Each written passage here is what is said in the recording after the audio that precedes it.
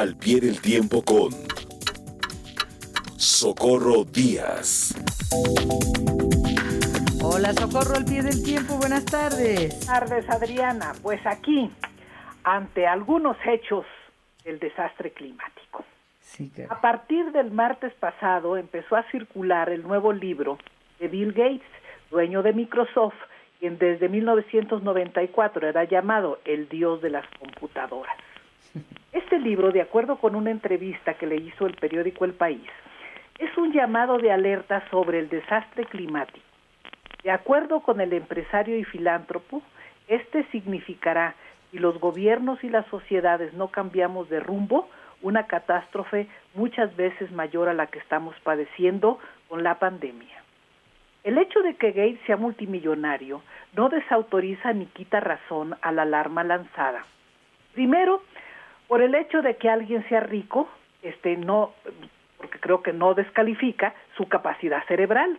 Segundo, precisamente por la naturaleza de su empresa, tiene acceso a información privilegiada, estratégica y abundante, que se almacena, procesa y clasifica en sus enormes depósitos de datos. Y tres, cuenta con el dinero suficiente para contratar y pagar a especialistas brillantes que analicen y valoren esa información. La mejor prueba de que sus ideas tienen valor y son atendibles es la cantidad de sucesos registrados en los últimos años que muestran la existencia de calores históricos y de fríos extremos e históricos tanto en el hemisferio norte como en el hemisferio sur. En el hemisferio sur se han registrado temperaturas arriba de 40 grados centígrados en Australia, Nueva Zelanda, Chile, con enormes incendios que han arrasado miles de hectáreas, o el verano pasado en California, y que cruzó además, los incendios cruzaron la frontera y afectaron a Baja California nuestra, con enormes calores también. Y también hay fríos polares en Estados Unidos, desde hace 2 o 3 años, que rompieron los ductos de agua y gas en Chicago, por ejemplo, y que nos muestran que el clima está cambiando en forma acelerada. Solo una persona ignorante, boquifloja y estridente, como Donald Trump, pudo burlarse del desastre que vivían sus compatriotas en Chicago y reírse de los ambientalistas porque han hablado del calentamiento global, que a su juicio es un invento chino. Él, como otras personas, ignora que el cambio climático implica lo mismo, fríos polares, glaciaciones se les ha llamado, que enormes sequías, incendios y calores extremos. Bien, pues para muestra está lo ocurrido esta semana en la mayor parte del territorio de Estados Unidos y en los estados del noreste de México, Tamaulipas, Nuevo León, Coahuila y Chihuahua.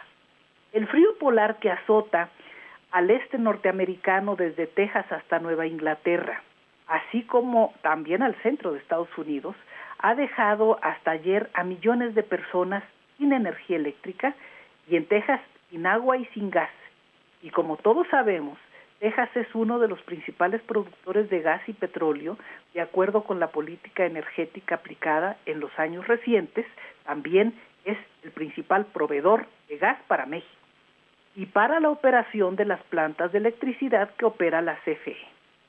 Así es que con los ductos de gas congelados, hubo un apagón que ha afectado a millones de mexicanos que se quedaron en el norte del país con un frío monstruoso y sin calentadores eléctricos, aparte del cierre de cientos de fábricas y negocios en la región con pérdidas multimillonarias en dólares. Lo diré con franqueza y verdad.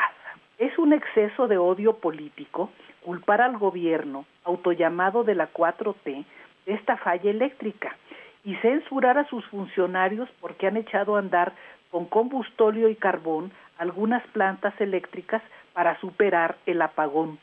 Pues, ¿qué quieren sus críticos? Que la gente se muera de frío o se enferme, en lugar de que los técnicos pongan a operar las plantas que hay y que no construyó este gobierno, sino que ya existen. Mientras en México se restableció la luz en un 100% a las 2 de la tarde de ayer, en Texas, según el Washington Post, todavía estaban sin luz 3 millones de personas y toda su planta productiva pasada. Hasta hoy empezaron a entrar a funcionar algunas partes de Texas con electricidad.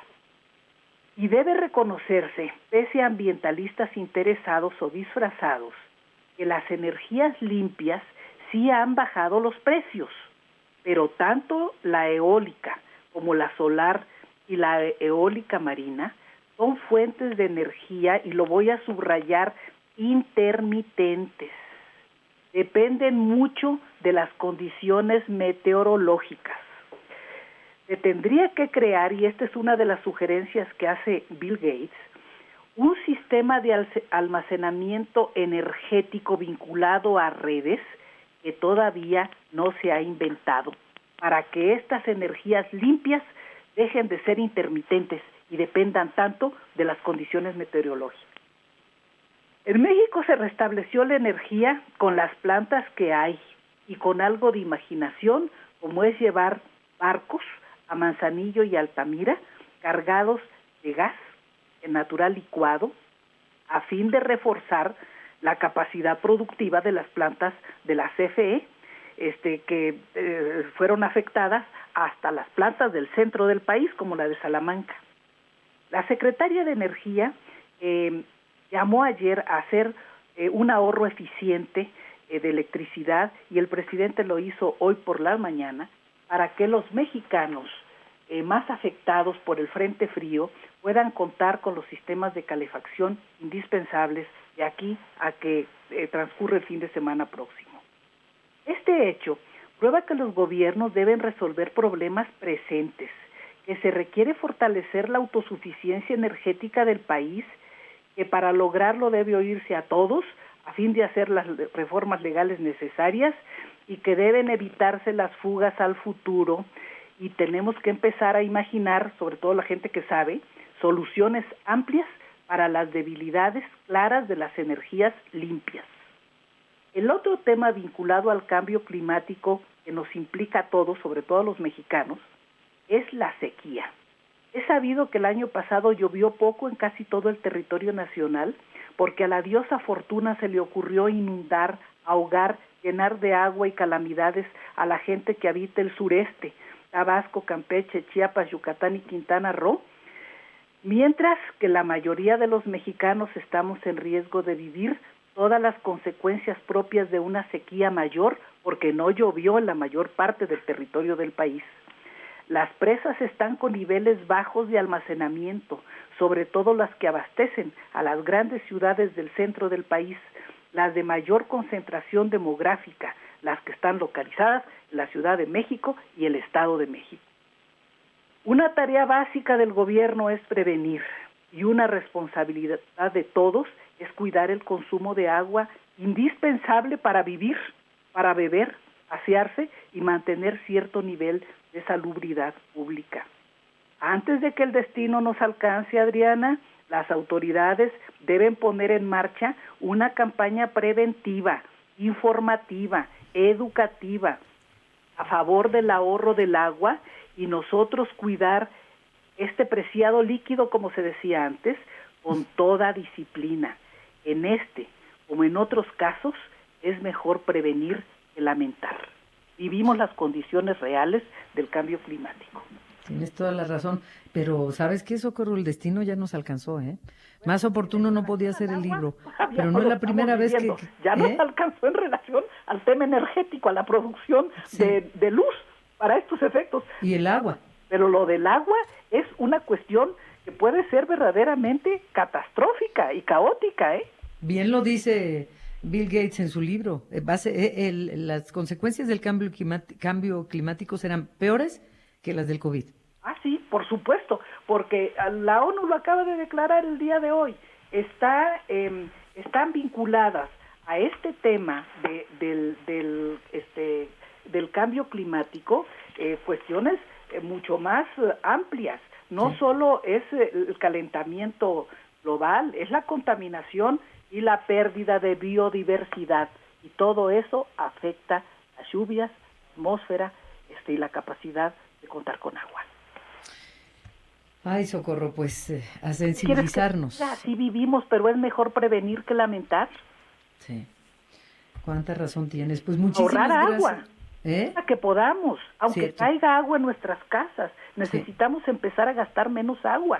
Cierto, cierto, a volver porque hay temporadas de campañas, etcétera, pero esto tiene que ser para siempre, entender que no son campañas temporales, que debe ser para siempre ahorrar agua. Pues muchas gracias, querida Socorro, y buenas tardes. Buenas tardes, un gran abrazo, Adriana. Igualmente, un gran abrazo, Socorro Díaz al pie del tiempo. Vamos a una pausa. Enfoquenoticias.com.mx, mi Twitter, @Pérez Canedo.